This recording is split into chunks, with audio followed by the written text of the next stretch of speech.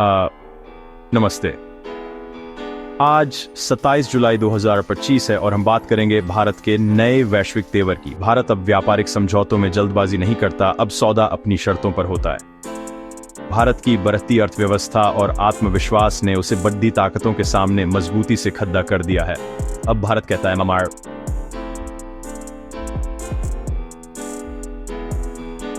बाजन सीरीज खोलेंगे, लेकिन आपको भी हमारे लिए दरवाजे खोलने होंगे। भारत अब सिर्फ बाजार नहीं बल्कि उत्पादन शक्ति भी है। युवा आबादी, टैलेंट और मैन्युफैक्चरिंग क्षमता के साथ नई नीति का असर दिख रहा है। ब्रिटेन के साथ ऐतिहासिक डील, अमेरिका ईयू से बातचीत और घरेलू हितों की रक्षा। भारत अब व्यापार के नियम तय करने वालों में शामिल है, सिर्फ फॉलोअर नहीं। लक्ष्य है भारत को ग्लोबल ट्रेडिंग हब बनाना, जहां दुनिया की कंपनियां आना चाहें और भारतीय उत्पाद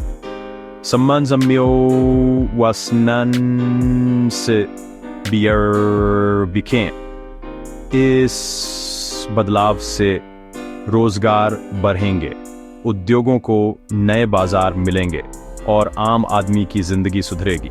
आगे हम जानेंगे भारत कैसे इस नए रास्ते पर आगे बढ़ रहा है। भारत ब्रिटेन व्यापार समझौता सीटा भारत की नई नीति का ताजा उदाहरण है। 3 साल की बातचीत के बाद 24 जुलाई 2025 को इस पर दस्तखत हुए। भारत ने घरेलू उद्योगों की सुरक्षा को प्राथमिकता दी और दोनों देशों के लिए फायदेमंद रास्ता निकाला।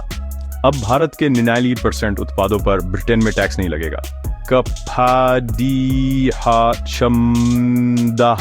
गहने, समुद्री उत्पादों के लिए बड़ा बाजार खुला। इससे भारत में उत्पादन और नौकरियां बढ़ेंगी। मेक इन इंडिया को बूस्ट मिलेगा।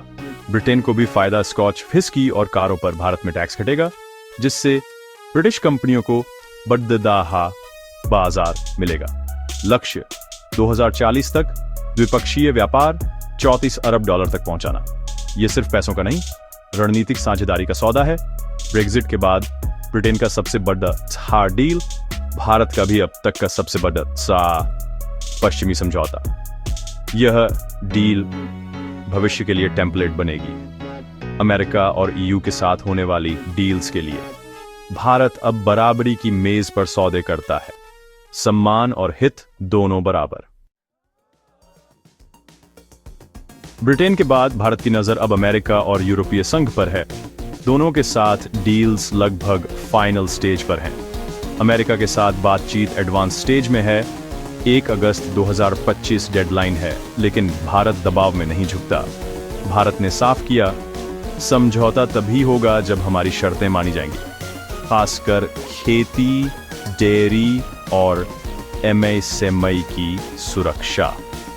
यूरोपीय यूनियन के साथ भी एफटीए पर बातचीत तेज है। कुछ क्वालिटी और नियमों पर मतभेद हैं, लेकिन भारत अपने मानकों पर अड़िग है। भारत चाहता है कि नियम व्यापार को आसान बनाए, न कि रोके। इन डील्स से भारत वैश्विक व्यापार का बड़ा खिलाड़ी बन गया है। उम्मीद है अमेरिका के साथ पहला फेज इसी साल साइन हो जाएगा। ये भारत की अर्थव्यवस्था के लिए बूस्टर डोज होगा। भारत अब एक देश पर निर्भर नहीं बल्कि दुनिया भर में साझेदार बना है। यह रणनीति इस भारत को वैश्विक मंच पर और मजबूत बना रही है। भारत अब अपनी शर्तों पर दोस्ती और व्यापार कर रहा है। भारत की नई व्यापार नीति का मूल मंत्र है विन विन, यानी दोनों की जीत। अब भारत किसी पर थोपे गए समझौते नहीं मानता, सिर्फ बराबरी और सम्मान के साथ डील करता है। जब कोई देश भारत के साथ विन विन डील करता है तो निवेश, रोजगार और तकनीक दोनों तरफ आती है। भारत अपने किसानों और छोटे उद्योगों की सुरक्षा को सर्वोपरि रखता है। सस्ते आयात से नुकसान नहीं होने देगा। संवेदनशील क्षेत्रों को या तो डील से बाहर रखा जाता है या विशेष सुरक्षा दी जाती है। भारत अब हर प्रस्ताव को ठोक बजाकर देखता है, जल्दबाजी नहीं। सही समय पर सही समझौता। आत्मविश्वास है कि दुनिया को भारत के बाजार की जरूरत है। अब डील्स भारत के हित में भी होती हैं। विन विन का असली मतलब है दोनों देशों का बराबर फायदा, कोई एक तरफा सौदा नहीं। यही नई नीति भारत को वैश्विक मंच पर सम्मान दिला रही है। भारत अब साझेदारी में आगे बेयर एच रहा है, सिर्फ फॉलोअर नहीं, बराबरी का भागीदार। भारत की नजर सिर्फ बद्धे बाजारों पर नहीं, ओमान जैसे पुराने दोस्तों के साथ भी डील्स हो रही हैं। ओमान के साथ एफटीए लगभग फाइनल है। यह खाद्य क्षेत्र में भारत के लिए गेटवे बनेगा। भारत यहां से इंजीनियरिंग, दवाइयां, कपड़े और कृषि उत्पाद भेजेगा, बदले में तेल गैस आयात करेगा। यह समझौता ऊर्जा सुरक्षा और व्यापार दोनों को मजबूत करेगा। भारत लैटिन अमेरिका, प्रशांत क्षेत्र और न्यूजीलैंड जैसे देशों के साथ भी रिश्ते बढ़ा रहा है। डाइवर्सिफिकेशन की नीति पर काम। चिली, पेरू जैसे देशों से कच्चा माल मिलेगा। भारत अपनी टेक्नोलॉजी और दवाइयां बेचेगा। न्यूजीलैंड के साथ डेयरी पर बातचीत जारी है। भारत अपने हितों से समझौता नहीं करता। भारत का लक्ष्य हर बड़े बाजार से जुड़ना, लेकिन राष्ट्रीय हित सबसे आगे। भारत अब ग्लोबल सप्लाई चेन का अहम हिस्सा बन रहा है। देश की असली ताकत सिर्फ अर्थव्यवस्था नहीं, सुरक्षित सीमाएं और मजबूत सेना भी है। भारत व्यापारिक डील्स के साथ साथ अपनी सेना को भी आधुनिक बना रहा है। चीन पाकिस्तान सीमा पर सेना को नए ब्रिगेड, कमांडो बटालियन और आर्टिलरी रेजिमेंट से लैस किया जा रहा है। सेना को ड्रोन, निगरानी सिस्टम और नई मिसाइलों से मजबूत किया गया है।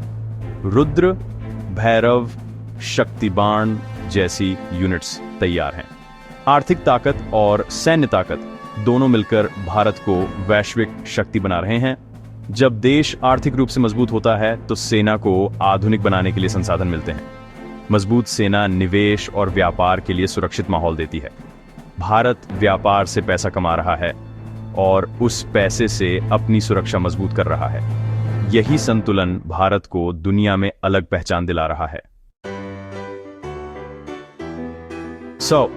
अब बात आपके काम की। अगस्त 2025 में बैंकों की छुट्टियों की। इस महीने देश भर में बैंक करीब 15 दिन बंद रहेंगे। दूसरे चौथे शनिवार, रविवार और बड़े त्योहारों पर, स्वतंत्रता दिवस, रक्षाबंधन, जन्माष्टमी, इन पर भी छुट्टियां रहेंगी, राज्य के हिसाब से अलग अलग। जरूरी बैंकिंग काम पहले से निपटा लें। कैश की जरूरत हो तो छुट्टियों से पहले निकालें। Digital banking, UPI, mobile banking, ये सेवाएं छुट्टियों में भी चालू रहेंगी।